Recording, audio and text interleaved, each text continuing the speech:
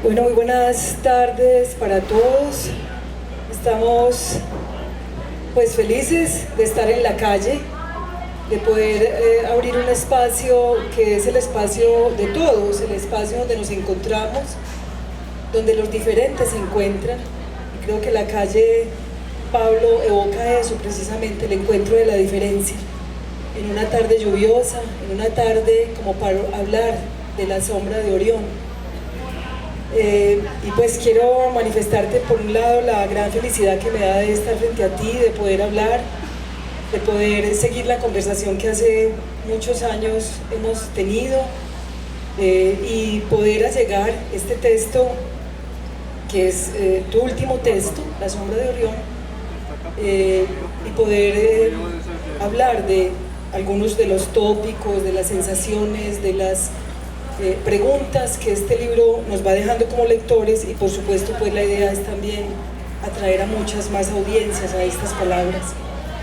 Pero yo quisiera comenzar, Pablo, con este momento, con el hoy, este domingo, cuando tenemos como país una situación convulsionada, difícil, unos panoramas inciertos, pero también algunos vistos, algunas sensaciones esperanzadoras también, porque los jóvenes, la juventud está hablando, la juventud se está manifestando. Pero hay unos decretos, hay un decreto que sale, un decreto que cambia, digamos, la realidad institucional en el sur de Colombia particularmente, y nos habla de un ascenso, digamos, de una combinación de la fuerza pública, la policía y la fuerza militar, para entrar a contener lo que se han llamado los desmanes sociales. A la par de esa situación está también una carta que tú sacas en el día de ayer, donde renuncias como escritor a hacer periplos por el mundo y a contar de tu obra, y prácticamente cierra la puerta a las invitaciones de la Cancillería colombiana. Un pacifista beligerante, así te autodenominas. ¿Qué siente un pacifista beligerante ante estas situaciones, estos síntomas recientes, y por supuesto ante esta realidad en la que estamos hoy todos los colombianos? Buenas tardes a todos, muchas gracias por la invitación que me han hecho a hablar hoy contigo, Gisela, sobre Colombia y sobre la sombra de Orión. Me siento muy contento de estar contigo aquí en la calle, después de tanto tiempo de estar encerrado, o sea, pues que es muy grato poder participar en esas actividades culturales. A estas invitaciones, por supuesto, digo que sí inmediatamente, mientras que a las otras que me estaban haciendo desde hace varios años y que había aceptado, pues, un poco pensando que era una de las formas en que yo podía hablar de mis libros en ciertos espacios culturales del mundo, cosa que he hecho o que hice desde el 2015 hasta que se declaró la pandemia. Me sentía un poco incómodo viajando, sobre todo durante el periodo en que el presidente Duque ha estado en el poder, por no simpatizar, digamos, ideológicamente con estas ideas que él ha enarbolado, ni con el partido político que lo sostiene. Pero a raíz de esto que se ha presentado en el último mes, decidí no participar, no aceptar ninguna invitación por parte de la Cancillería y de las embajadas de Colombia en el exterior, como una forma de protesta, pues, ante lo que me ha parecido a mí una actitud muy brutal frente a las manifestaciones, en su mayor parte pacíficas, que se han presentado en el país. Es muy difícil la pregunta que tú me haces frente al pacifismo, ¿no? Cuando yo hablo de un pacifismo beligerante o de un pacifismo radical, evidentemente me estoy refiriendo a unas posiciones que niegan rotundamente la expresión de las armas, venga de donde vengan. Pero estamos en una situación en que un pueblo que ha sido golpeado, menospreciado, maltratado, se ha desbordado y muchas de sus acciones o algunas de sus acciones han terminado con una intervención militar que me ha parecido ejemplarmente brutal. Desde ese punto de vista yo no comparto ese tipo de medidas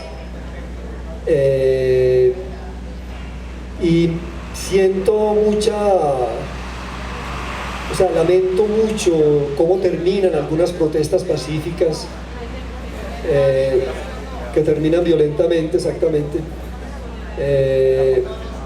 Y allí hay que mirar cuáles son los factores que funcionan al interior de estas manifestaciones, y hay un montón de interpretaciones. Ese es uno de los problemas que tenemos, la poca claridad, la manipulación que se han hecho a través de los medios de comunicación, sobre todo de los medios de la comunicación oficial. A mí me parece terrible lo que está presentándose ahora, ¿no? La militarización de una buena parte del país.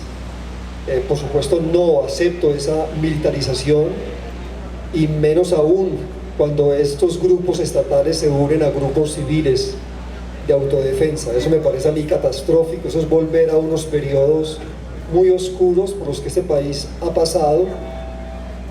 Yo lo que espero, Gisela, es que al interior mismo de estas manifestaciones surjan liderazgos que logren salir avante estas protestas y que se logren verdaderamente unos cambios profundos que necesita el país.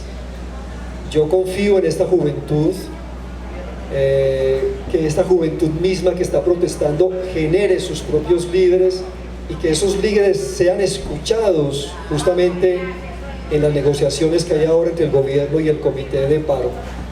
Esa es la esperanza que yo tengo. Esperemos que así sea. Yo creo profundamente en la juventud que está manifestándose hoy en día, por supuesto. Entonces esperemos a ver qué sucede. Estamos en una expectativa muy, muy impresionante, siguiendo diariamente todas las noticias. En el caso mío yo trato de ver todos los medios, para ver si me armo un mapa más o menos objetivo de lo que está sucediendo. Y justamente por este mapa que me he armado, me pareció lo más sensato de mi parte como escritor no seguir representando a este gobierno por los desmanes que ha cometido. Cuando uno va por las páginas de La Sombra de Orión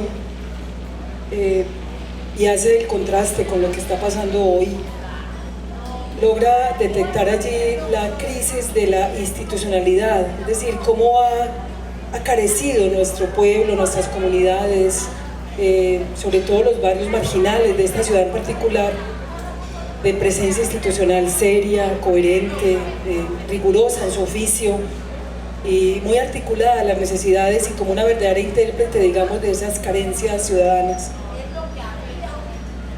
El libro pareció vaticinar este momento, Pablo. Es como si La Sombra de Orión de alguna manera fuera, y ojalá no, lo que se vislumbra en el horizonte, o al menos con la noticia de este decreto.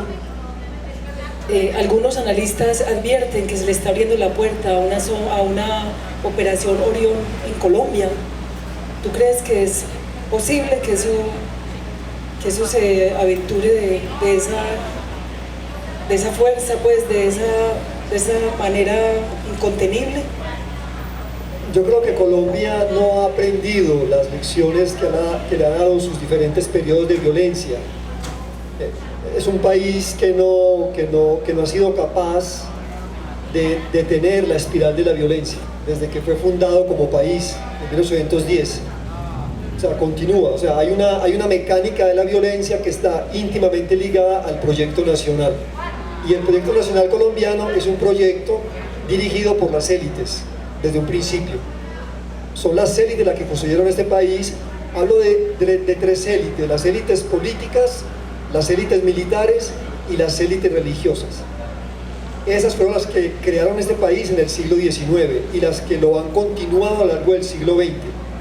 Ahora, en este momento, no podríamos decir que son las élites religiosas, son las élites más, digamos, más debilitadas, porque este país ha evolucionado en ese sentido, ¿no? Se me ocurre pensar que somos un país más laico que otra cosa. a pesar de que sé que hay un poder político apoyado por sectas cristianas, por supuesto, muy conservadoras, porque sé que hay un tipo de cristiano que es progresista, no faltaba más.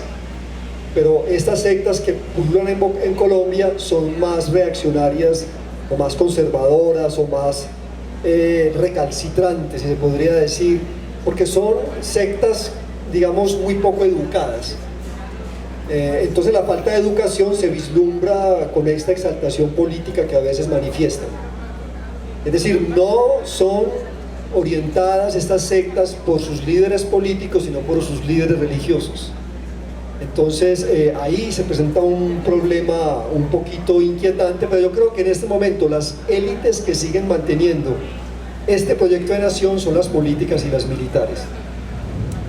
Y me parece que el proyecto nacional está profundamente articulado a la violencia, y yo esperaría que con este despertar que está sucediendo en Colombia, con este desbordamiento popular, entremos en una dinámica distinta para que frenemos estos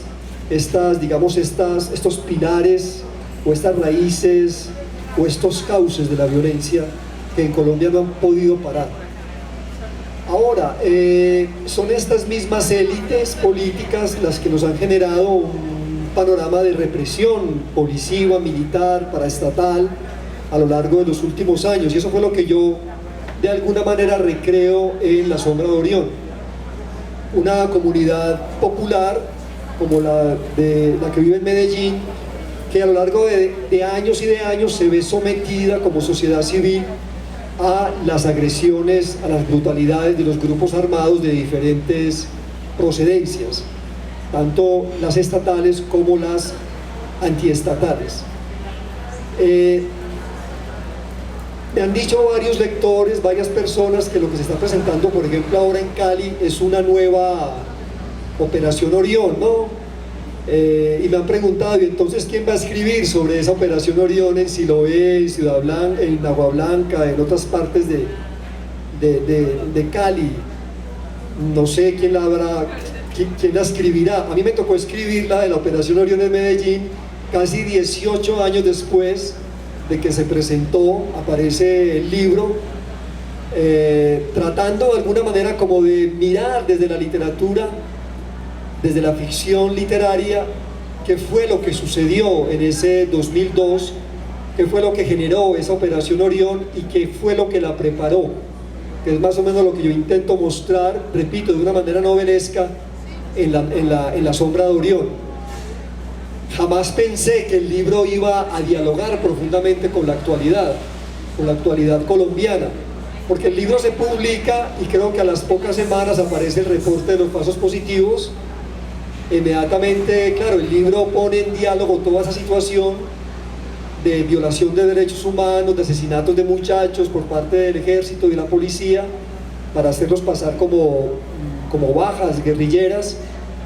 Y luego viene pues la explosión popular de ahora, la manera en que se está reprimiendo estas manifestaciones populares. Claro, la novela plantea muchos interrogantes en ese sentido. Ahora, Gisela, yo pienso que yo creo que al gobierno colombiano y a estas élites que lo amparan y que lo apoyan, yo creo que les va a quedar muy difícil lanzar este país a una barbarie como la que de pronto se lanzó o se presentó hace 20, 30 años, porque hemos pasado, ustedes saben, por grandes periodos de violencia. La violencia del narcotráfico, la violencia del paramilitarismo, la violencia del Frente Nacional, que fue tan dura. O sea, es un país, repito, es un país que está anclado en una dinámica política violenta. Pero yo creo que en este momento, puesto que el país está más conectado con el mundo, yo creo que les va a quedar muy difícil dejar que el país se le convierta en un matadero, una barbarie, ¿no? Porque están diferentes instituciones de derechos humanos, diferentes países del mundo con los ojos puestos en Colombia. Yo creo que esta presencia internacional nos puede blindar de esa posibilidad de la barbarie estatal y de la barbarie paramilitar, por supuesto, ¿no? yo creo que nos podría proteger. No sé si soy optimista, pero me parece que les quedaría muy difícil enrumbar a este país por un nuevo periodo de represión brutal por parte de los militares.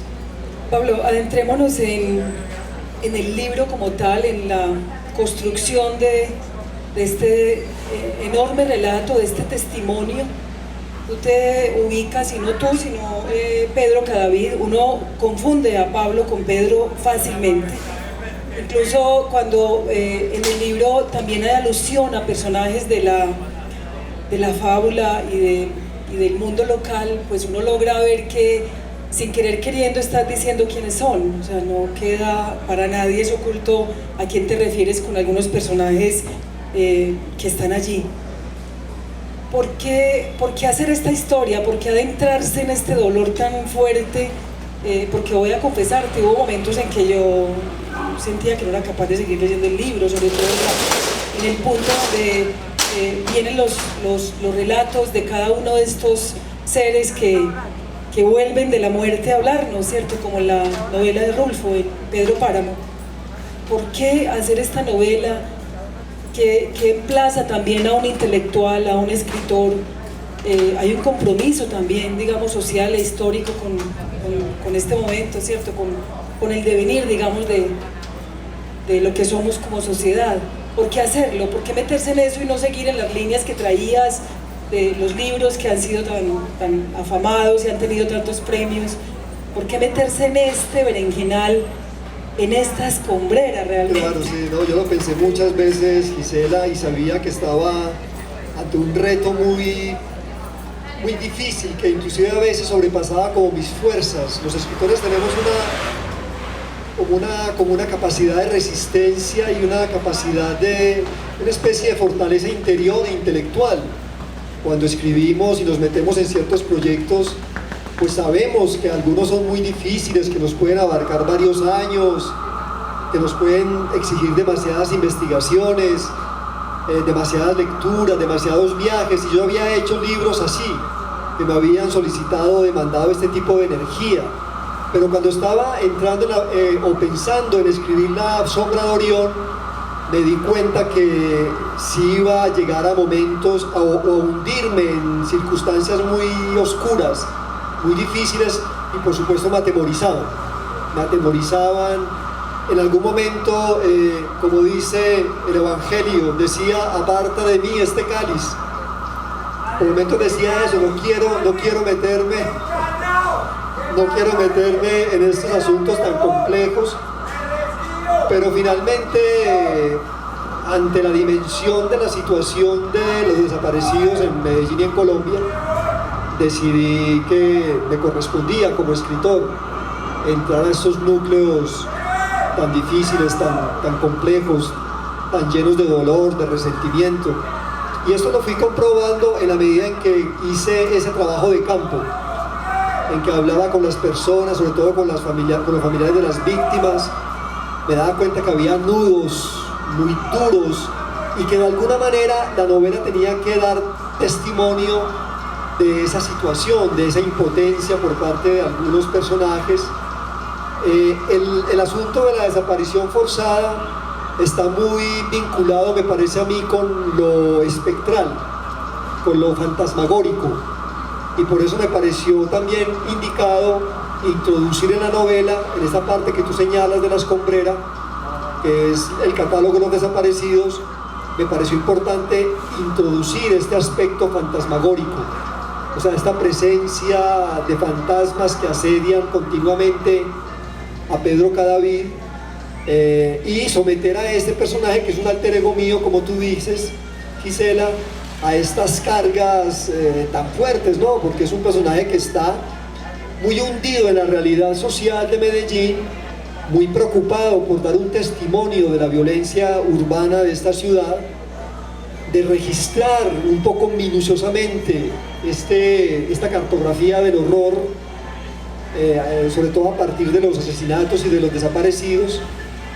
Me parecía importante que él estuviese relacionado con eso, pero también que fuese como un receptáculo de las apariciones, de los fantasmas, de esas visitas que él siente, él tiene, porque, repito, en la medida en que yo iba haciendo esos trabajos de conversaciones con los familiares de las víctimas de la desaparición forzada, yo me daba cuenta que eran personas atravesadas de visiones, de pesadillas, de sueños, eran visitados continuamente por sus familiares desaparecidos, mantenían continuamente un diálogo con las sombras de algún modo, y por eso decidí pues introducir este asunto en la novela.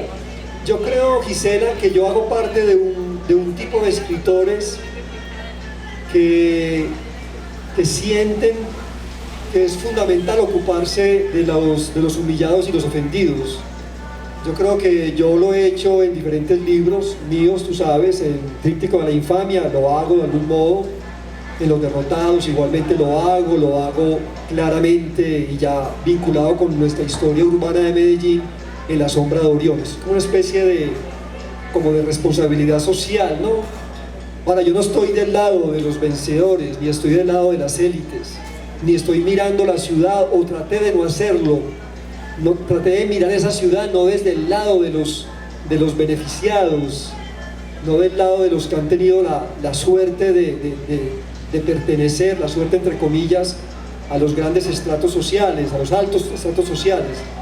Yo traté de hacer un ejercicio de otra índole, como de introducir a Pedro Cadavid en esos sectores populares y darle una conciencia un poco más abierta, más diferente, más vinculada con las necesidades de esos sectores al protagonista de la novela. En alguna charla escuché a la Mona Lucía, que hace parte de la Comisión de Memoria Histórica, de hablar de que esta novela era considerada como un registro importante para lo que tenía que ver con el trabajo de la memoria, la documentación, la investigación, la observación que este grupo de notables, digámoslo, de personas confiables para hablar de la memoria en este país, pues van a encontrar. Como la ficción, Pablo, porque es una novela, estamos hablando de una novela, ya es ficción, pero quien vive esta ciudad, incluso quien ha estado lejano a las realidades de un lugar como la Comuna 13, logra, digamos, constatar que muchas cosas que están ahí son verdad, son ciertas, que si uno fuera a hacer el contraste con notas periodísticas encontraría la correlación y la semejanza. La ficción es la forma de dimensionar una realidad de mayor manera, es poder, digamos, ampliar esa capacidad de ver la realidad. Es la novela, esa posibilidad, y en este momento una obra como esta, tú la ves útil para que realmente le sirva a ese proceso, digamos, de sanación, si podría llamarse así, de las heridas profundas que esta sociedad tiene, de la cual le es difícil zafarse. Yo pienso, Gisela, que la novela o la literatura tiene la capacidad, la fortuna, muchas veces podríamos decirlo así, de entrar a ciertos territorios de la realidad que, por ejemplo, la academia, el periodismo, la historia, la sociología no pueden hacer, ¿no? Y creo que no lo pueden hacer muchas veces porque la novela tiene justamente de su parte el apoyo ficcional, ¿no? Y esto hace que el lector entre en unas dimensiones muchísimo más, que pueden ser vividas más intensamente.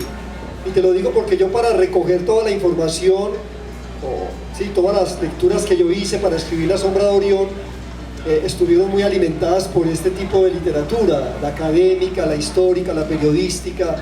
Por supuesto que también leí muchas novelas, muchas poesías, muchos relatos sobre la violencia en Medellín, y sentía que las que tenían un poder especial de entrar en esos grandes dolores, en esas grandes crisis, eran los textos artísticos, los textos literarios. Los textos académicos son muy importantes porque ayudan a comprender el panorama, las causas, las consecuencias, porque te enseñan una especie de geografía de los acontecimientos, las motivaciones, etcétera, etcétera. Yo creo que para uno escribir una novela como La Sombra de Orión me parecía indispensable hacer el trabajo de campo.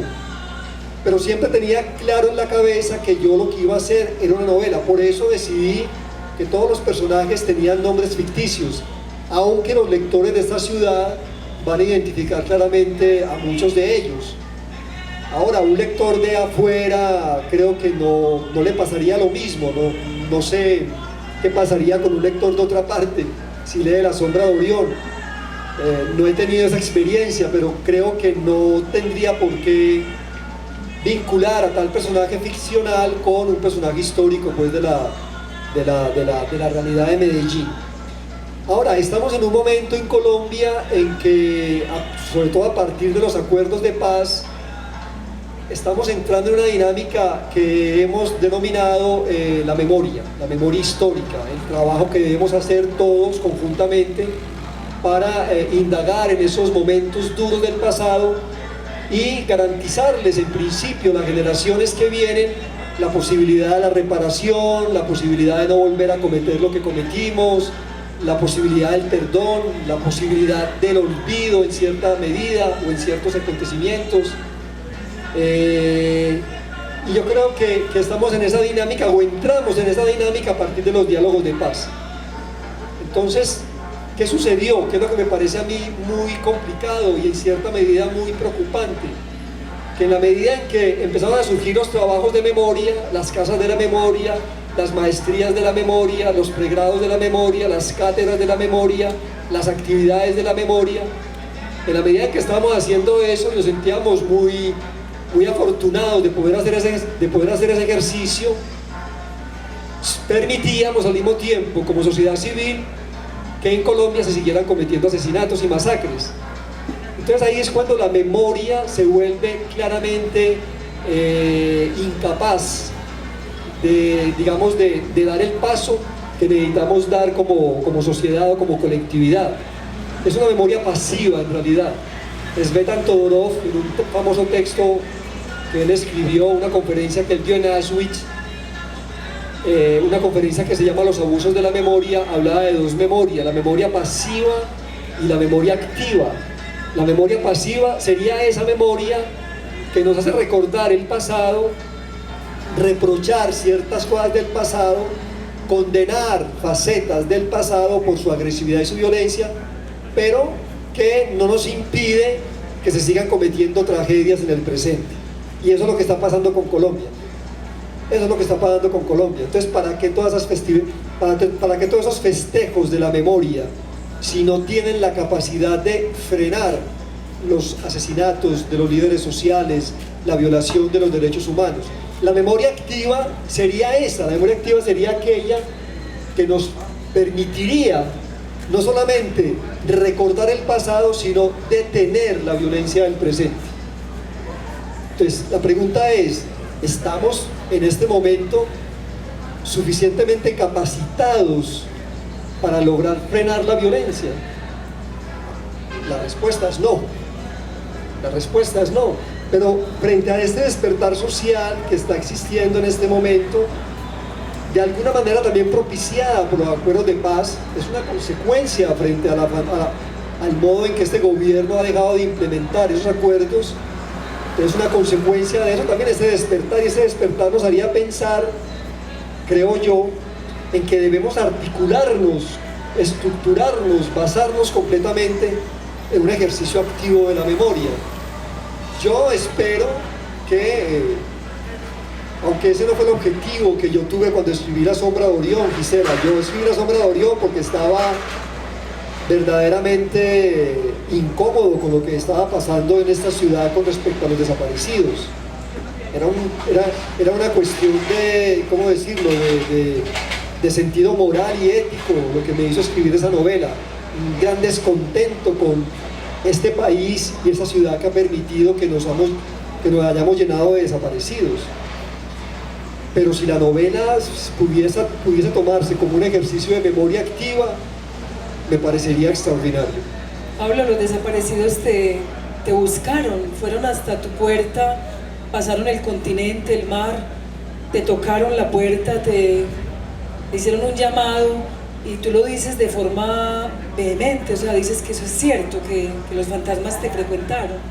Y pues no sé si sigan visitándome, pero desde que publiqué La Sombra de Orión han dejado de molestarme tan frecuentemente como me molestaban.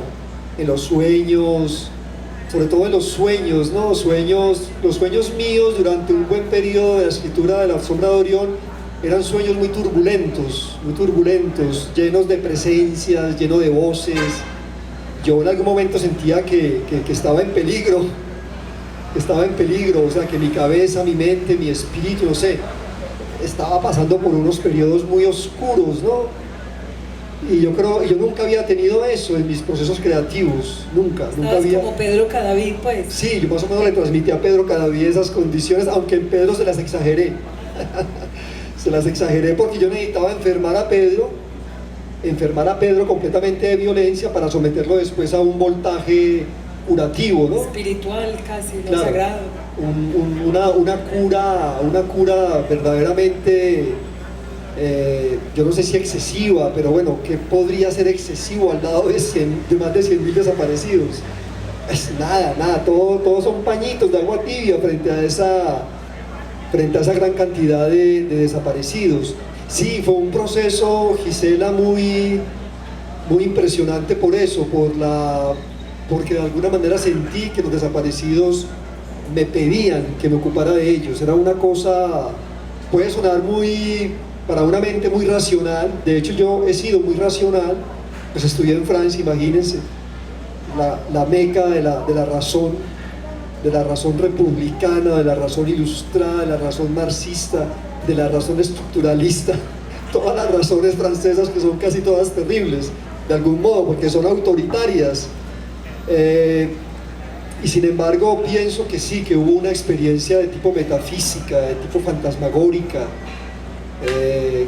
y que está reflejada en la novela. Me parecía además que era uno de los motores que me hacían pensar en esa resolución de la novela, ¿no? Porque la novela, como es tan compleja, es tan polifónica, ahora Julián me preguntaba cómo había hecho para que la novela, en todo ese montón de voces que tiene, no me desbordaran. O sea, qué había hecho para que, o sea, desde el punto de vista del pensamiento literario, cómo había hecho para articular todo eso. Y yo le dije, Julián, pero es que La Sombra de Orión es una historia de amor, y eso es lo que articula todo. La historia de Pedro y Alma es lo que es el eje principal de la novela, de algún modo, pues, desde el punto de vista de la trama, quiero decir, de la intriga, y a partir de ahí surgen todos los... Pedro Cadavid sin alma sería un pobre hombre sin alma, no tendría dónde pararse ni cómo poder entender lo que ella de alguna manera le ayudó a entender y a sortear. Pero quería preguntarte, Pablo, ahora quiero que hablemos de Alma, pero no en este momento. Antes de eso quisiera preguntarte por dos influencias que yo siento en la novela. Una es la de Rulfo, con Pedro Páramo, y ese hallazgo, digamos, de este escritor, cuando los muertos nos hablan, cuando al final uno cierra el libro y dice, hasta yo leyéndola soy otro más de ellos, y uno sí percibe ahí, con mucha originalidad, por cierto, de tu parte, esa marca, esa benévola influencia de Juan Rulfo.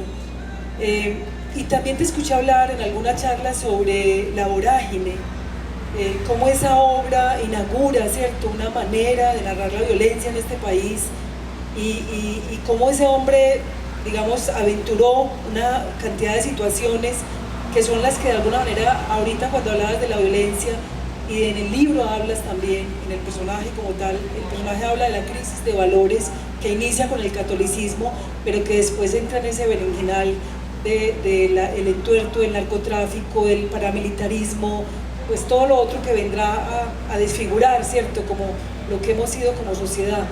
Háblame un poquito de esas influencias, me gustaría mucho.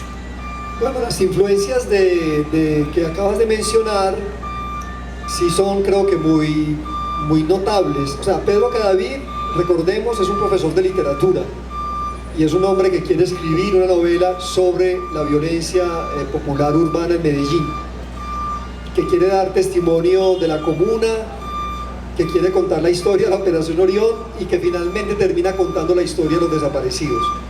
O sea que hay un ejercicio ahí como de metaficción en la novela.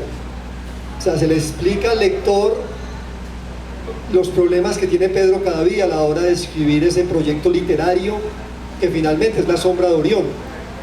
Entonces, en ese sentido, en lo metaficcional, me parece a mí que la novela le debe mucho a La vorágine, porque La vorágine, recordémoslo también, nosotros estamos leyendo, el lector está leyendo unos manuscritos que ha dejado Arturo Cova, ¿sí? Y que Arturo Cova se los deja a Clemente Silva, que Clemente Silva se los lleva a un posible embajador o un cónsul, y que ese cónsul es el que supuestamente los está publicando. O sea, hay unos juegos como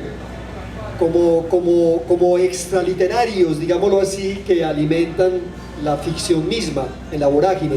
Yo creo que yo retomo un poco esa tradición por un lado, pero por otro, a mí me parece que la gran novela de la violencia que se ha escrito en Colombia es La vorágine. La vorágine muestra, por ejemplo, me parece a mí, yo creo que en eso comulga mucho con la Operación Orión, con La sombra de Orión, perdón. La vorágine muestra un proyecto de país fallido, un país fragmentado completamente, ¿no? Un país dividido en regiones, que intenta ser manejado, administrado torpemente por Bogotá, por el centro de Bogotá.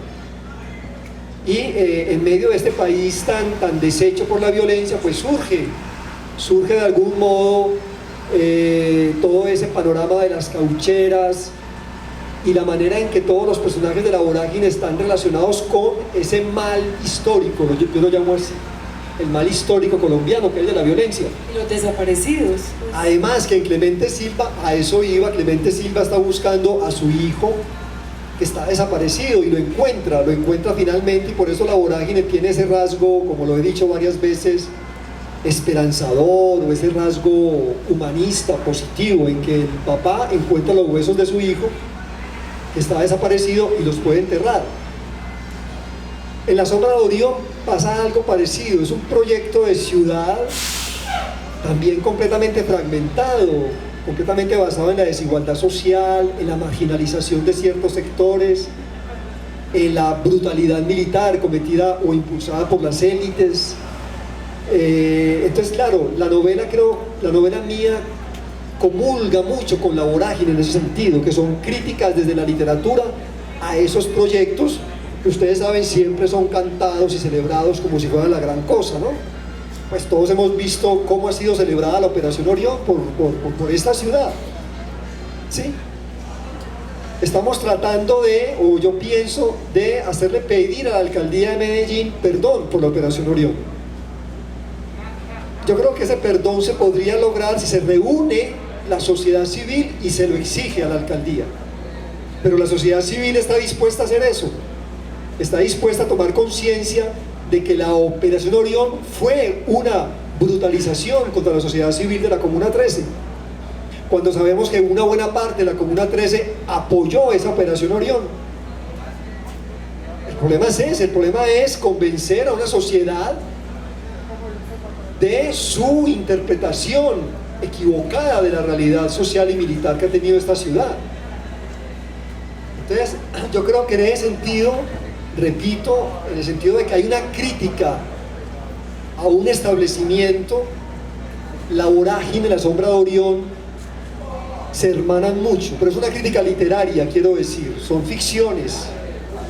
Ahora, lo de la segunda influencia con Pedro Páramo y Rulfo, sí, yo creo que hay un rasgo muy fuerte en el sentido de esta comunicación que tiene Pedro Cadavid con los muertos, pero yo creo que en la literatura, Gisela, desde la época de Homero, la literatura ha dado testimonio de ese diálogo permanente que tienen los personajes de las novelas, los narradores con los muertos. En Homero, por ejemplo, en la Odisea, Ulises viaja al mundo de los muertos. En Antígona, en la Eneida, en la Divina Comedia, se desciende al mundo de los muertos. Claro, lo que pasa es que nosotros tenemos esa presencia tan tremenda de Pedro Páramo, ¿no? Porque Pedro Páramo nos dejó embargados de poesía, embargados de desolación. De desolación, de esa cosa onírica, de violencia también, porque recordemos que estamos en la guerra una especie de guerra civil en México, la guerra de los cristeros. Entonces sí, yo creo que mi novela sí dialoga con esas influencias particularmente, y además tú acabas de mencionar el otro diálogo que propone la novela, y es con los mitos griegos, con Orión particularmente, con el guerrero, y con Antígona, porque de alguna manera, si La sombra de Orión es una novela de amor con desaparecidos, es también una novela llena de Antígonas. Es una novela atravesada por centenares de Antígonas que están buscando a sus familiares desaparecidos. Bueno, vamos a contar un poco de la extensión de este hermoso libro. 436 páginas esperan a muchos de ustedes para que lleguen y se sumerjan en estas narrativas, en estas capacidades de entrever la realidad, que es nuestra realidad como Medellín. Es que es muy especial porque uno se siente muy de aquí cuando está leyendo este libro, y piensa que bueno, que haya quien cuente la historia de nosotros de esta manera. Capítulos: la operación, las bandas, Alma, las milicias, el mapa, los paramilitares, la sonoteca, la escombrera, la cura. Y de estos pues quiero quedarme en el que más, digamos, seduce de alguna manera en el sentido literal, porque es una narración llena de erotismo, de belleza, donde el amor es sin duda esa barca que a pesar de todo logra salvarnos, y Alma es esa figura, esa mujer que aparece, esa mujer que es representante de la feminidad y de muchas mujeres que se parecen a Alma en esta ciudad y en el mundo. Esa experiencia de construir este personaje y de alguna manera también los otros personajes de estos capítulos, Pablo, porque uno, pues, la imaginación da para tanto, o la realidad también ayuda tanto para que la imaginación vuele tanto. ¿De dónde salió Alma? ¿De dónde está esa mujer? Bueno, sí, las mujeres en La sombra de Orión son muy importantes, me parece a mí, y yo creo que eso lo hice muy voluntariamente, Gisela, porque yo estaba un poquito incómodo con la manera en que la literatura antioqueña y la literatura colombiana en general ha abordado a las mujeres en estos fenómenos de la violencia, ¿no? Son mujeres me parece muy estereotipadas, de algún modo, o son mujeres muy violentas, son mujeres muy también víctimas de la violencia, no faltaba más, estropeadas por la violencia, mujeres asesinas, mujeres traidoras, como especies de mujeres vorágines además también, ¿no? De hecho en la vorágine hay una mujer que es la que representa ese mito de la vorágine, ¿no? Que es el sexo femenino de algún modo dentado, ¿sí? Esa idea de que la mujer es el mal, que es una idea que nos viene por supuesto del lado semita. Eso no nos viene de los griegos ni de los romanos, eso nos viene de los judíos cristianos. Esa idea ha prevalecido mucho, y también por nuestro machismo atávico, ¿no? El machismo que tenemos como sociedad. Una de las cosas que yo he aprendido a lo largo de los años es que me he feminizado. Lástima que no me feminicé lo suficientemente a los 15, 20 años, y que he llegado a feminizarme ya un poquito viejo. Tienes que explicar eso muy bien. Estamos en un sitio que es muy especial en eso, que es la Casa Centro Cultural, que creo que también una de sus banderas y sus consignas es feminizar esta ciudad. Me parece fundamental. Yo creo que uno de los grandes problemas que tiene la sociedad antioqueña es que ha sido manejada por patriarcas brutos y brutales, de todos los rangos sociales. Y yo creo que esa patriarcalización hay que bajarla, hay que quitarla del poder, es fundamental. Y yo creo que las instituciones militares son producto de ese patriarcado. Por supuesto que sé que hay mujeres policías y mujeres soldados, no faltaba más, pero creo que las instancias sobre las que está fundado todo eso son instancias patriarcales. Entonces me parece a mí que la novela, al ver La sombra de Orión, al ver cómo esos grupos armados someten a la población civil, pues todos eran manejados por hombres, por machos, ¿no? Por machos, que no solamente tenían grandes vergas, sino que tenían grandes fusiles y grandes cañones. De alguna manera en esos machos me parece a mí el miembro sexual ha actuado muchas veces como un arma que arroja fuego, no faltaba más, ¿no?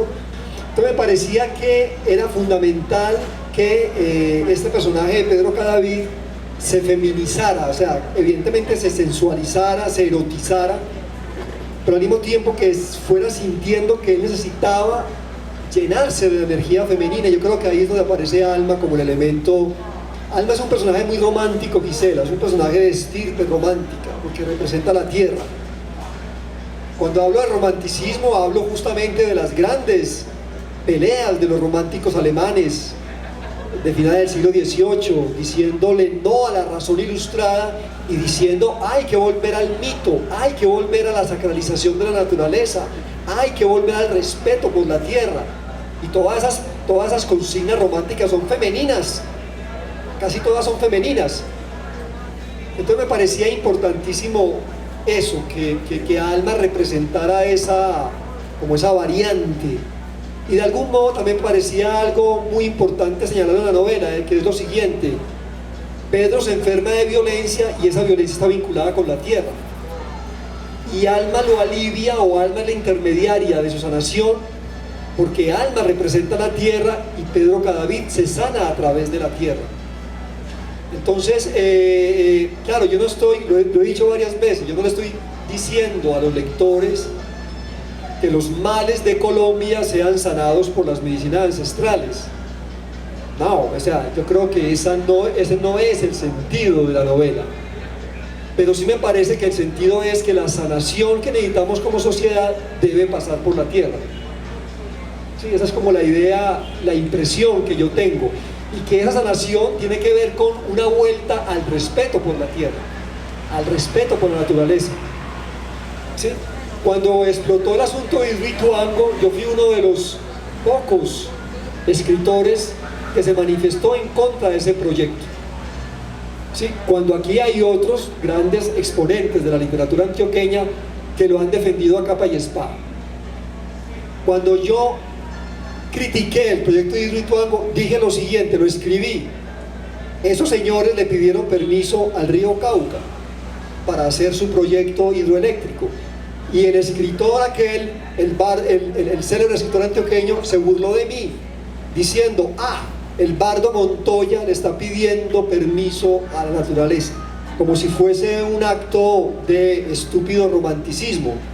Pero yo pienso que no, yo pienso que justamente hay que sacralizar la tierra, hay que volver a respetar el valle, el río, la montaña, hacerlo como lo hacen los nativos indígenas, como lo hacían los antiguos hombres griegos y romanos, y como lo hacían también de alguna manera los cristianos primitivos. Eso se ha perdido completamente con el neoliberalismo, porque el neoliberalismo mercantiliza la naturaleza, justamente. La naturaleza es un depósito de mercancías, y si pensamos el mundo así, yo creo que vamos hacia el abismo, ¿no? Me parece a mí. Entonces yo creo que la novela, abordo estas situaciones porque creo que la novela está conectada con toda esa necesidad urgente que tenemos como sociedad de volver a un respeto por la tierra, ¿sí? Y que ese respeto por la tierra en la novela lo representa claramente Alma Godoy. Sí, te tildaron de pachamamista. No, de todas esas cosas. Muy vilipendiado con esa postura, y también con otros en la ciudad que han sido valientes. Cuando la ciudad registraba los índices de contaminación ambiental más aberrantes, levantaste la voz con el grupo de académicos en SOS por el Aire, que al fin nos asfixiaron, no la dejaron seguir. Cuando se dieron cuenta que podíamos tener un cierto poder, y cuando estábamos ya pidiéndole a los grandes empresarios, a través de los rectores de las universidades de Medellín, que hicieran un diálogo para poder mermar la contaminación, ahí fue que nos frenaron el camino, de diferentes maneras, pero lo lograron cabalmente. Bueno, ya vamos como concluyendo. Yo quisiera atreverme a pedirle a Pablo que nos lea algo pedacito, una página, no sé. No quise decirle cuál porque todo es conmovedor, pero sí quisiera que nos regalaras con tu voz una lectura de acá. Y hay uno sobre en la escombrera que me impresionó mucho, que es el de uno de los hombres que narra qué es sentirse muerto en la escombrera. Todos en realidad lo dicen, pero es el segundo, creo que no es fácil hablar de mi condición. Pero antes de esa lectura, para ya dar el puente a las preguntas, si es que las vamos a abrir, creo que sí, yo solamente quisiera, Pablo, una reflexión final y aprovecharte para eso. Es un momento de grieta, este momento no es sencillo. Tuvimos una pandemia, o tenemos una pandemia que nos confinó, que nos produjo, yo creo que a todos, una enfermedad mental grave, ¿cierto? No salir, no encontrarnos, no vernos con los otros, no visitar a los seres amados, no hacer ciertas cosas que considerábamos normales. Pero luego viene este llamado, ¿cierto?, que vienen haciendo los sectores más jóvenes de la población colombiana y muchos otros que también yo creo que venían con agendas represadas de solicitudes también al gobierno y a las situaciones que estamos viviendo. Como en la novela, como en ese canto final de regreso a la tierra, como en esa posibilidad de conectarnos con lo sagrado, como en esa manera también de no pensar que todo esto es un proyecto fallido, porque sería muy triste pensar que nuestra sociedad es un proyecto fallido, teniendo las críticas a este proyecto y al modelo como tal. ¿Qué piensas que puede ser la posibilidad? ¿Qué se vislumbra? ¿Qué podríamos decir ante una situación que es de tanto abismo y que ante eso hay dos opciones, o caemos a él o saltamos al otro lado? No, hay que saltar al otro lado. De todas maneras, yo les recuerdo que en la novela, a pesar de lo oscura que es y de lo dolorosa, hay una reconciliación final de Pedro con la ciudad, con Medellín. Esa reconciliación, por supuesto, surge después de un tránsito por el infierno. En el caso de la desaparición forzada en particular, yo pienso que para poder superar este flagelo sí tenemos que encontrar a esos desaparecidos, o que tenemos que hacer, en caso de que no podamos encontrarlos, tenemos que hacer actos simbólicos, colectivos, donde se pida perdón, y donde logremos exhumar a esos cuerpos e inhumarlos, así sea simbólicamente. Yo no creo que podamos encontrar los más de 100.000 desaparecidos. Sería una fábula con final feliz. Y yo no creo que... O sea, ha sido tan perverso el proyecto de la desaparición forzada que justamente la perversidad inmensa consiste en la inmensa dificultad que hay en encontrar esos cuerpos. Pero yo sí creo que tenemos que pasar al otro lado, Gisela, claro está. Ahora, nosotros tenemos una constitución, que es la constitución de 1991, que está muy bien hecha, está excesivamente bien hecha, es una constitución muy bien armada. A uno se le ocurriría decir que hay que cumplirla cabalmente. Y en ese sentido me parece que tenemos una opción, y es que hay unas elecciones futuras. Y esas elecciones, ante esto que está pasando, yo creo que esas elecciones tienen que mostrar un nuevo rumbo, una nueva carta de navegación. La pregunta es, ¿hay políticos capaces de hacerla posible? Pensemos que sí. Yo pienso que las juventudes y en los sectores más, digamos, más jóvenes de la política colombiana y no de la política tradicional vieja, yo creo que hay cartas muy interesantes que me parece podrían actuar en beneficio nuestro. Entonces yo creo que esperemos que de aquí a las elecciones esto no se derrumbe del todo, porque también se podría derrumbar, ¿no? Hay gente que dice que es posible que haya un hundimiento de todo este proyecto. Esperemos que no y que podamos ir a las urnas y elegir un nuevo gobierno que nos saque de este atropello y de este mal momento que estamos pasando. Pues yo creo que todos sabemos que hay una ineptitud en el gobierno actual. Es un gobierno que le quedó grandísimo el país. Bueno, voy a leer entonces este capítulo que hace parte de La Escombrera y que es una de las semblanzas de los desaparecidos que yo propongo en la novela. No es fácil hablar desde mi condición, decir quién soy sin saber dónde estoy, pero sé que me llamo Tulio Andrés Acevedo. Podría describir qué hacía cuando deambulaba por los barrios, quiénes eran mis padres, mis hermanos, mis amigos. Esas cosas no son difíciles de contar y creo que al hacerlo me sentiría vivo, aunque la vida para mí ya no es posible. Pero lo que no sabría explicar bien es qué ha pasado con mis huesos, en qué lugar exacto están ahora. Sé que tengo algo de memoria como para referir lo que me ocurrió. Son recuerdos que sirven para entender que mi tiempo pasó en la comuna. En esos días me bandeaba vendiendo cuadernos y lápices y otros artículos de papelería. Una vez, al regresar a mi casa en Belencito, me pegaron el tiro en la cabeza. Varios brazos levantaron mi cuerpo y lo introdujeron en el maletero de un carro. Luego lo sacaron y lo lanzaron a La Escombrera. Ah, las manos, Pedro. Las manos constantes más allá de la muerte. Las manos que han impedido que yo esté donde quisiera estar. De ese otro viaje también tengo algunos recuerdos. Son más claros porque son más intensos y veloces. Las paletadas de la tierra, la remoción de los residuos de construcción, el ingreso a la oscuridad, el tránsito hacia el fondo de todas las cosas. Podría referirme también a mi conciencia, esa conciencia que me acompañó hasta que pude abrir los ojos. Entonces fue como si le viera la cara verdadera a la muerte. Pero se trata en mi caso de una conciencia. Alguien que no sabe dónde reposan sus huesos tendría la conciencia de su lado. Tú, que sabes de esas cosas y las escribes, Pedro, dime, ¿qué es la conciencia? Y si algún día logras definirla, cuéntame de qué le sirve a un desaparecido.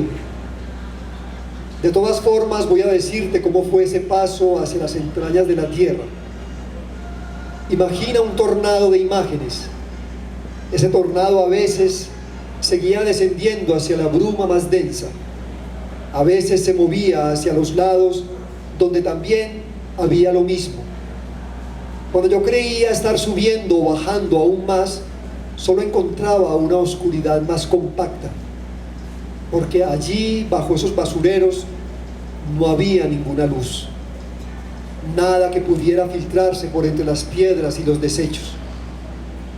Pero cómo negarte que las imágenes que veía me concernían. En ellas estaban los acontecimientos de mi vida. Sé que resulta raro, a pesar de que eso es lo que sucede cuando entramos al sueño, ver imágenes en la total ausencia de la luz. Pero eso fue lo que me pasó durante el tiempo que estuve sumergido allá. Un día me sacaron y empezó el otro itinerario. Me desenterraron una y otra vez. Mis huesos los metieron en bolsas. Eran negras y sin ninguna marca. Quiero decir que ningún nombre, ni siquiera el mío, aparecía en ellas. Y en ese trajín sin pausa me di cuenta de que me volvían a desaparecer. De La Escombrera me llevaron al cementerio de San Javier.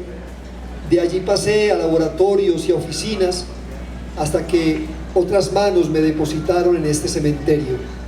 Se llama El Universal y es una especie de limbo lleno de árboles a donde llegan los que no tenemos tumba. Se me olvidaron, te lo confieso, muchas cosas mías. No sé cuánto tiempo ha transcurrido desde que dejé de pensar en la alternativa de volver a casa. No dejo de preguntarme si ellos, mis padres, mis hermanos y mis amigos aún me esperan. Bueno, no sé si aplaudir o llorar, pero pues nuestra gratitud a Pablo por la generosidad de estar hoy acá, por la humanidad de este gran universitario, este gran hombre que está con nosotros. Con un aplauso, ¿cierto? Gracias. Vale. Muchas gracias, Gisela, por tu... Sí, Pablo, muchas gracias. Bueno, preguntas. Adelante. Tenemos varias preguntas en el público. Por aquí hay una.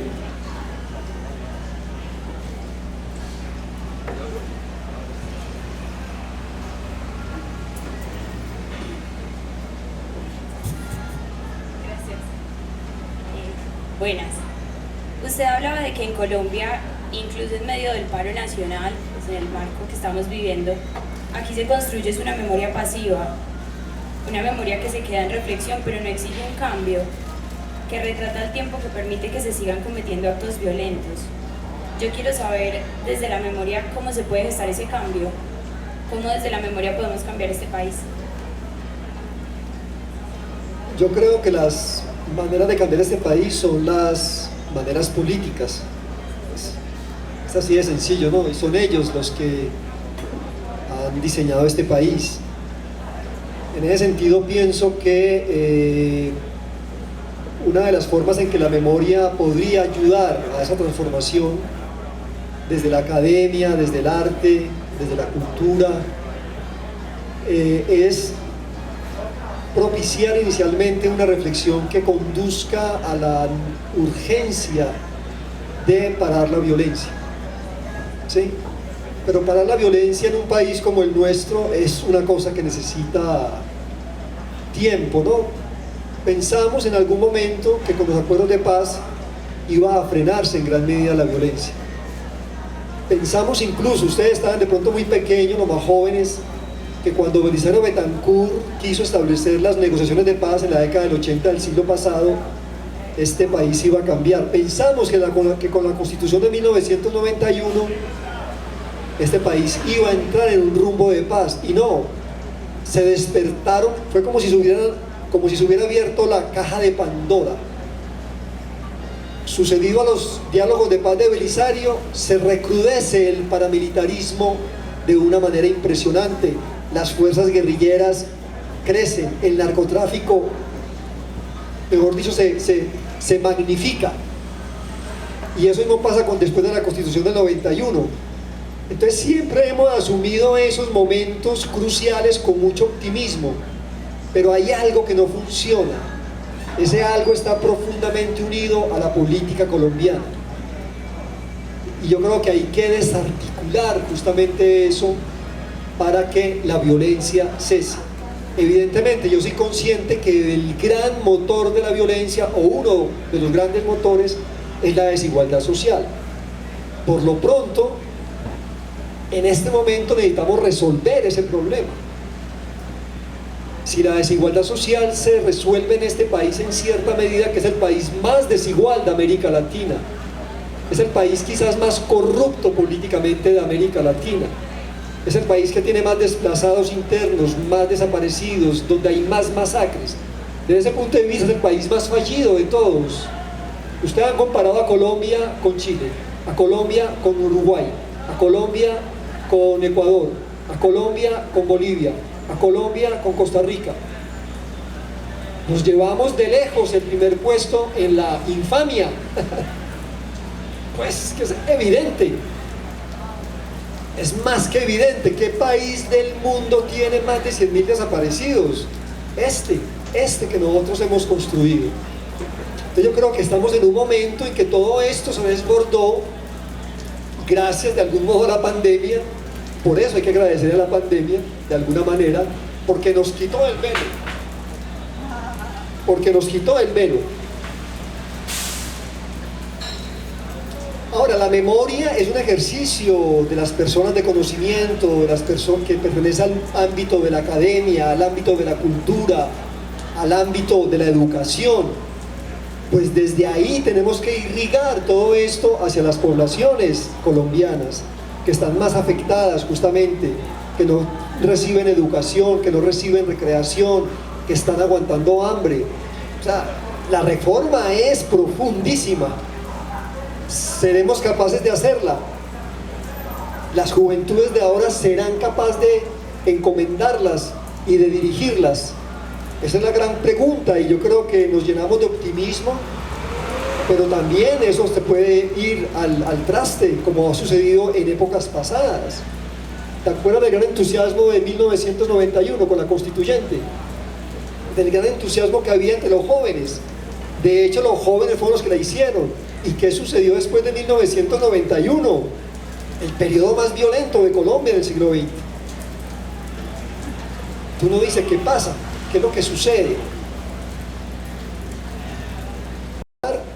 y qué es lo que debemos recordar. Ahora estamos en un punto que ya no queremos celebrar a los conquistadores españoles, por ejemplo, y a muchos de los que hicieron esta patria. No hay que celebrarlos, hay que recordarlos, porque fueron importantes sin duda alguna.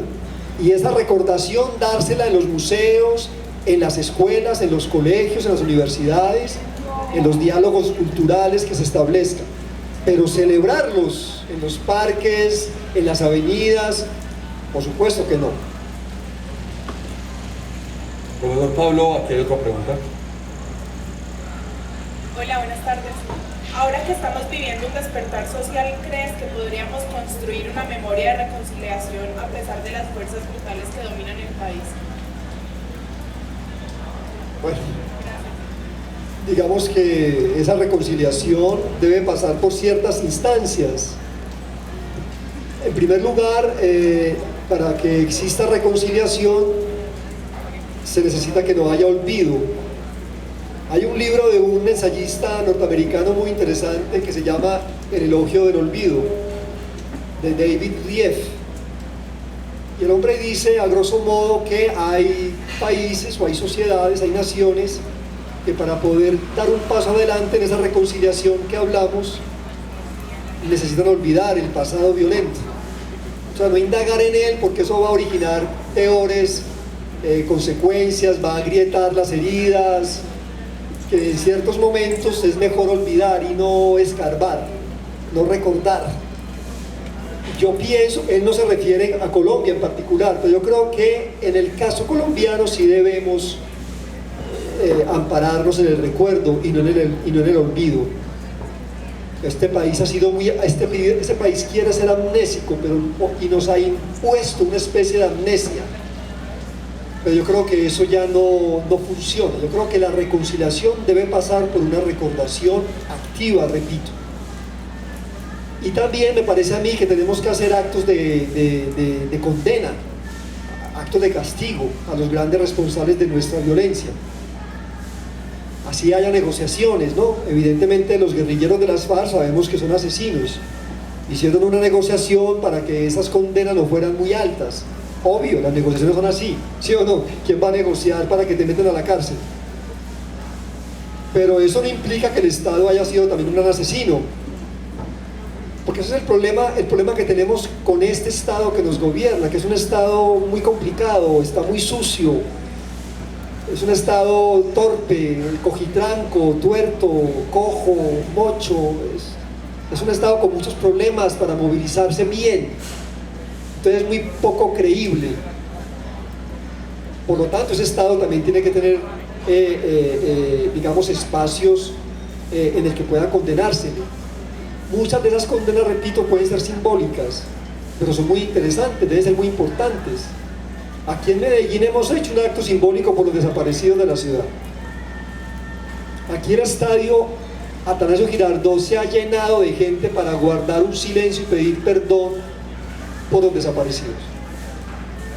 ¿Qué hicieron los hinchas del Nacional cuando se estrelló ese avión con esos jugadores?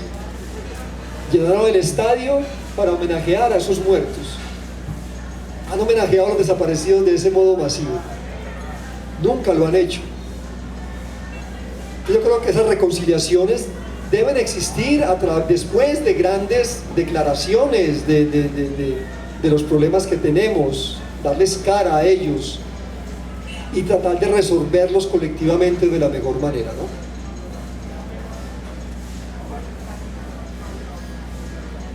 Hola, desde el balcón de la casa también tenemos preguntas.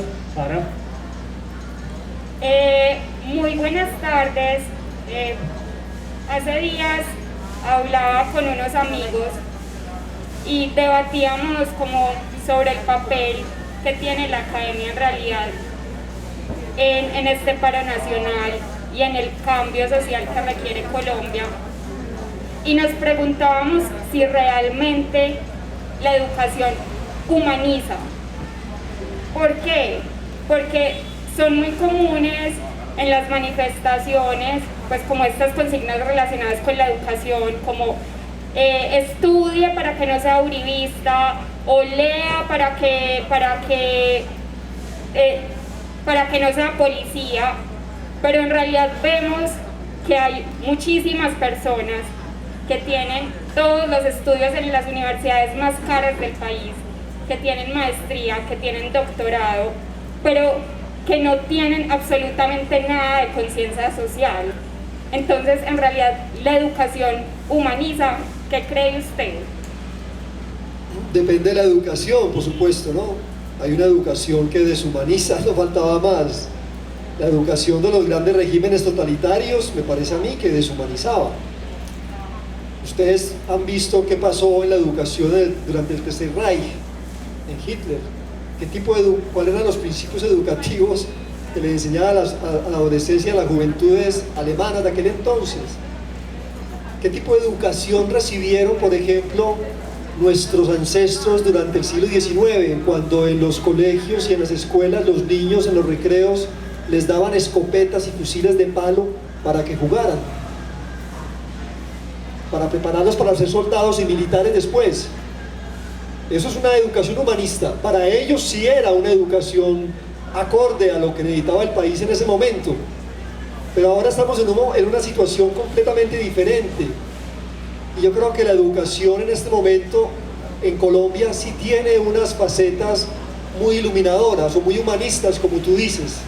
Y que yo creo que hay que jugársela enteramente por esas facetas. ¿Sí? Yo soy de los que pienso, por ejemplo, que en las universidades debe haber una cátedra de paz clarísima. Yo creo que la actividad de la paz debe ser uno de los pilares fundamentales de la educación. Uno de los pilares fundamentales de la educación de los niños debe ser la defensa del aire, del agua, de la tierra. La concientización frente al cambio climático es fundamental en la educación. Claro, tenemos que tratar de evitar que este país sea controlado por los militares y por la policía.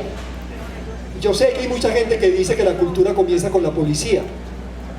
Sí, que las primeras sociedades cultas que hubo en la antigüedad estaban amparados en grandes aparatos policivos y militares. Pensemos en Grecia, pensemos en Roma. Evidentemente así, pero hay un problema en que nosotros ya no somos seres antiguos. Nosotros estamos construyendo otro tipo de sociedades. Yo creo que la idea es educar para evitar que los espacios sociales sean menos policivos y sean menos militarizados. Evidentemente los planteamientos de Uribe o del uribismo van en una línea contraria a lo que yo estoy diciendo, porque Uribe está anclado en las fuerzas militares. Es evidente, ¿no? Pero me parece a mí que sí hay unas indicaciones o unas direcciones de la educación fundamentales, y esa educación es eminentemente o está anclada fundamentalmente en las ciencias humanas. Lo ideal sería que los científicos, que los que estudian tecnología también tuviesen una especie de relación fuerte con las actividades y el conocimiento humanístico. Pero lamentablemente no es así. Hemos sido gobernados por tecnócratas, por ejemplo, ¿no? Y los tecnócratas han sido fatales para nosotros. Fatales completamente, por economistas que tienen el signo pesos en la cabeza, como ese ministro malhadado que salió hace poco. En esa gente el humanismo no ha funcionado, porque han sido educados en la universidad donde eso no les ha interesado. Pero yo creo que sí hay a mí me parece, pues, y yo soy profesor y por lo tanto hablo con conocimiento de causa, en las universidades sí hay direcciones claras frente a la enseñanza humanística cuyo objetivo fundamental es dignificar al ser humano. Profesor Pablo, tenemos 3 preguntas más y cerramos. Yo sé que debe estar cansado. Una es mía y es, no quería quedarme por fuera, y es: debemos, no en oposición, pero dejar un poco la racionalización y volver al rito como una posibilidad de sanación. O sea, yo creo que en cierta medida tenemos que fortalecer los lazos comunitarios.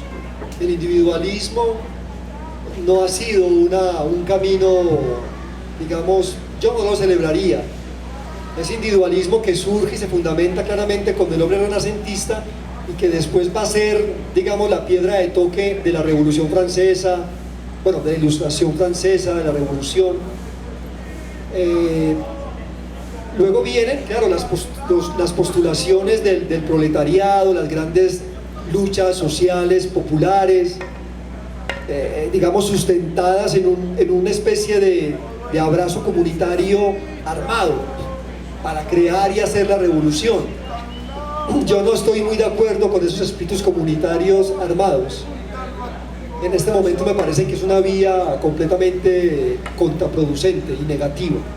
Pero creo que sí se necesitan lazos, fortalecer lazos comunitarios y que esa comunidad tenga una relación distinta con la tierra. Necesitamos respetar la tierra.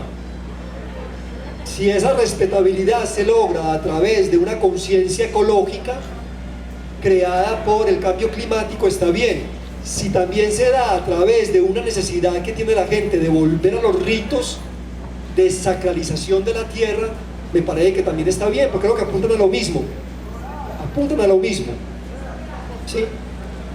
Entonces me parece que es una opción clara de salir de esta crisis tan tremenda y sobre todo de quitarle el poder a los grandes emporios del capitalismo neoliberal, que son los culpables del cambio climático. Es que no son otros, son ellos. Evidentemente en los últimos 200 años de la historia del planeta, la Tierra ha llegado a unos niveles de contaminación que nunca antes se habían dado. ¿Por qué? Porque se ha concebido la Tierra como una especie de bodega de mercancías que nosotros debemos consumir perpetuamente. No, ese modelo no funciona. ¿Por qué no funciona? Pues porque atenta contra la naturaleza, contra la Tierra. Y nosotros somos parte de la Tierra. La Tierra no es parte de nosotros somos parte de ella. Si para tener esa concepción hay que volver al rito, que se haga el rito. Por eso yo celebré rotundamente la encíclica de Francisco, la que citábamos en nuestras charlas y en nuestras luchas por el bienestar del aire en Medellín. La casa de todos. La casa, sí. La casa común. Loado seas sobre la casa en común. ¿Qué dice Francisco? Francisco dice: hay que volver al respeto por la tierra, porque la tierra es Dios, dice. La tierra es Dios. Imagínense cuando un católico apostólico romano iba a decir eso. ¿Pero por qué? Porque Francisco está conectado con los grandes ambientalistas de América Latina, de África y de Asia. Y yo creo que reúne toda una conciencia ecológica que está muy fuerte en este momento en el mundo, y creo que en Colombia también hay un despertar ecológico. Lo que pasa es que esas élites que estamos hablando le han entregado el país a los grandes emporios multinacionales de la minería. Hola, esta pregunta es para los dos. Pues entendiendo nosotros como jóvenes colombianos, entendiendo también en el contexto en el que nos encontramos en este momento, y también somos los que estamos tratando de cambiar la historia de nuestro país, y hablando pues de la memoria, y que la memoria también es importante de construirla. En ese sentido, ¿ustedes qué piensan de lo que están haciendo los pueblos indígenas, en especial el pueblo Misak, con los monumentos que han tumbado?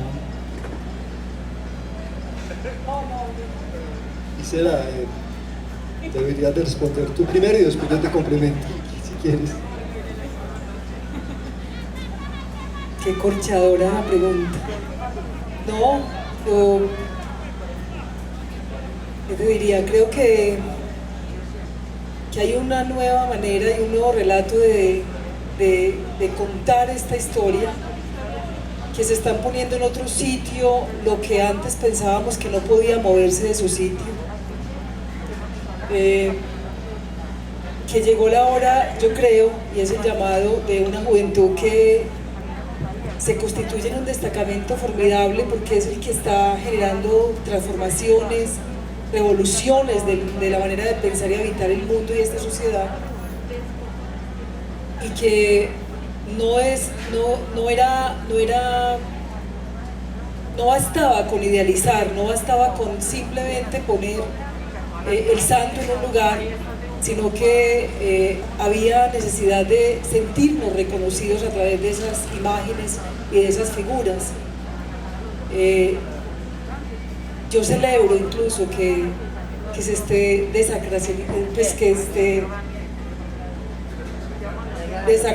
pues sí, quitándose lo sagrado, digamos, a lo que no era del todo tan sagrado. Me parece un acto que trae, por ejemplo, la figura de jóvenes que no alcanzaron la mínima oportunidad de llegar a viejos, y en ese lugar donde había un gran libertador o una enorme figura portentosa, se pone un Dylan Cruz o se pone un joven que tendría que haber tenido el derecho de estar como nosotros, pasando cierta edad, y tener la capacidad de narrar su historia, tener la posibilidad de contar quién era, cómo había vivido esta vida. Y creo que arrebatar esa oportunidad de la vida es de las peores cosas que nos ha pasado. Ese es como lo que pienso un poco fuera de lugar ante tu pregunta. Además que eres de las comunidades indígenas, nos está haciendo la pregunta alguien de las comunidades. Muchas gracias. Mira, yo te invito a que leas un libro mío que se llama Adiós a los próceres. Lo publicamos en 2010. Yo ahí tumbé todas las estatuas. Todas. En estos días me he contactado muchos estudiantes de las universidades colombianas para que hable sobre eso, sobre qué significa desmontar estos monumentos, porque hay que hacerlo, si se debe hacer, para qué hacerlo. Y me he enterado de cosas muy simpáticas. Por ejemplo, hay un profesor de la Universidad Nacional de Bogotá que está haciendo un curso de introducción a la literatura colombiana y está dando las clases en las calles, aprovechando pues las manifestaciones públicas, y de ahí ido al Monumento a los Héroes a Bogotá y han hecho como pequeños performance de varios de los textos míos de Adiós a los próceres. Yo no sé cómo funciona y cómo actúan, pero me parece maravilloso que ese libro esté presente en este momento,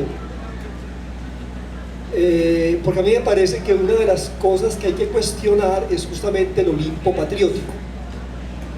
Ese Olimpo patriótico que está lleno de hombres en particular, hay muy pocas mujeres, casi todos son hombres y son casi todos militares, y todos han sido ensalzados infatigablemente a lo largo de 200 años.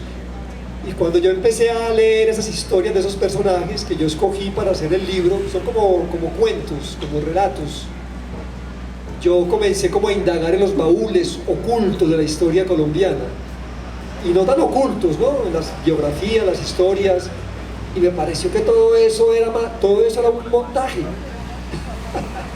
Un montaje claramente para dignificar unos pilares de una nación como es la colombiana. Yo pensé que estaba haciendo una labor un poco solitaria y un poco para mamarle gallo a la historia y para yo divertirme, porque yo me reí mucho escribiendo ese libro. Me reía porque sentía que le estaba tomando el pelo a una cosa muy sacrosanta, a una cosa muy pedante, muy solemne, que hay que leer con el himno nacional sonando, con la bandera enarbolada, con todos los principios patrióticos.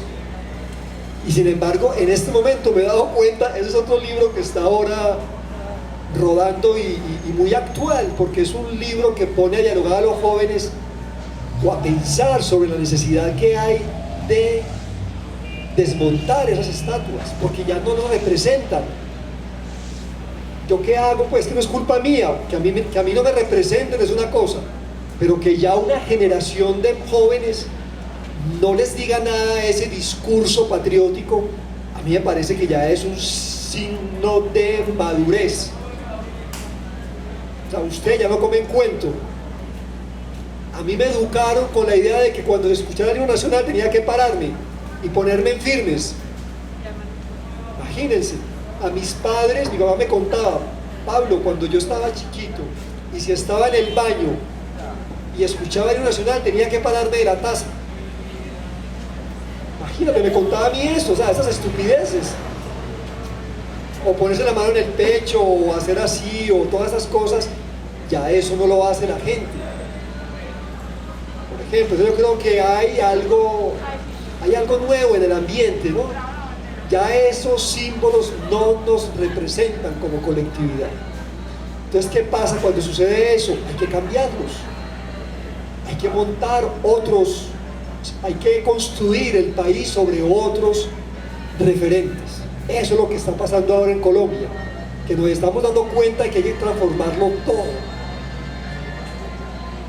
Espero, repito, esa es la conclusión, diría yo, de esta charla que hemos tenido con Gisela, es que se puedan dar esas transformaciones en lo posible sin derramar sangre.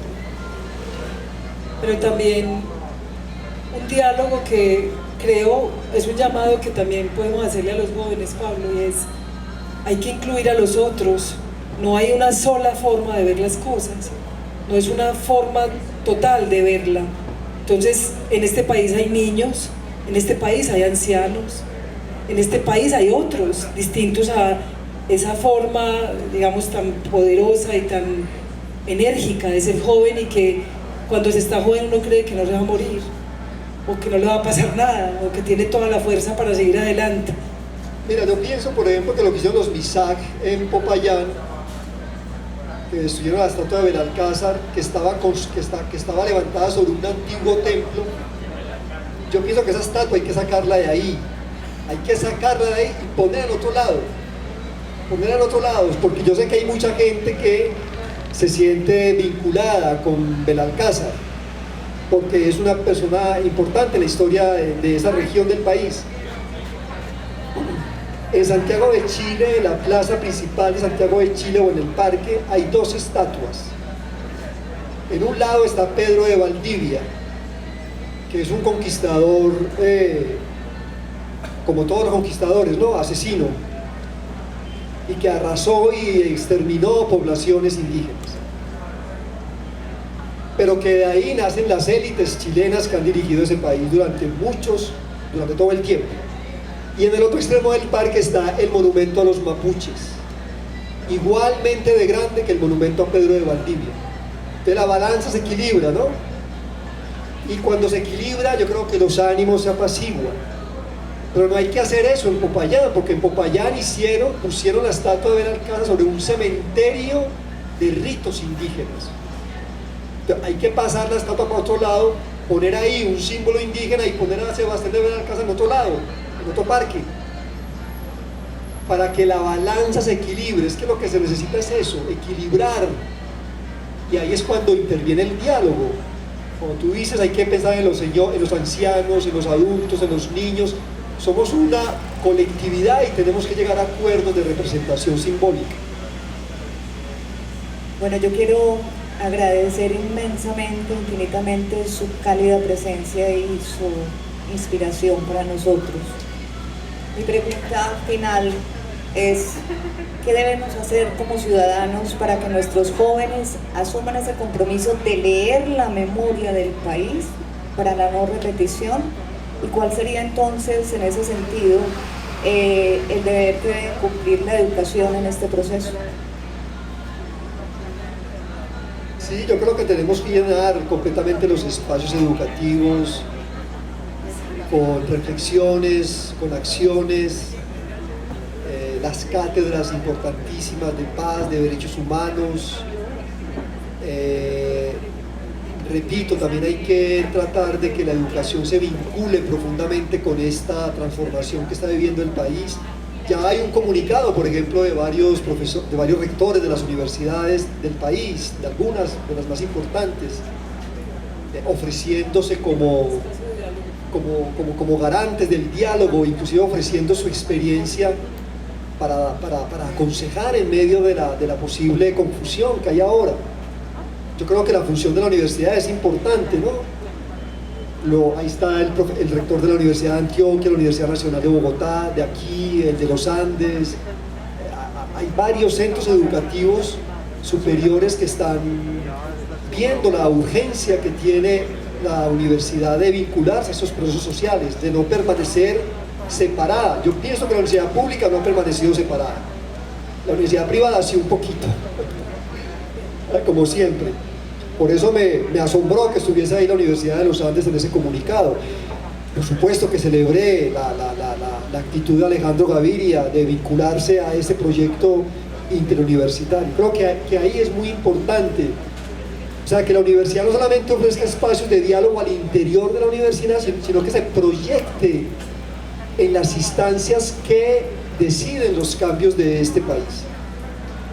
Esperemos que los políticos acepten, porque si ha habido un desprecio, un menosprecio por la intelectualidad académica universitaria en el gobierno colombiano, ha sido claro a partir del gobierno de quién.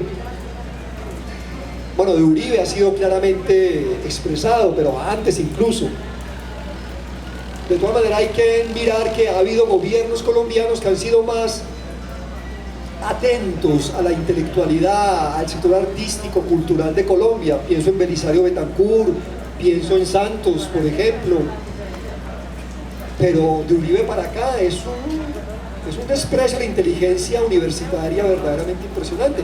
Hay que escuchar de qué manera Uribe se ha dirigido a los profesores, por ejemplo. Entonces, desde que la clase, yo tenía un amigo que decía, el último intelectual político colombiano que sabía leer fue Pedro Gómez Valderrama, en el Frente Nacional, como para referirse a esa actitud de distanciamiento, de desdén que ha tenido la clase política dirigente colombiana con los espacios universitarios y con los espacios intelectuales y culturales del país.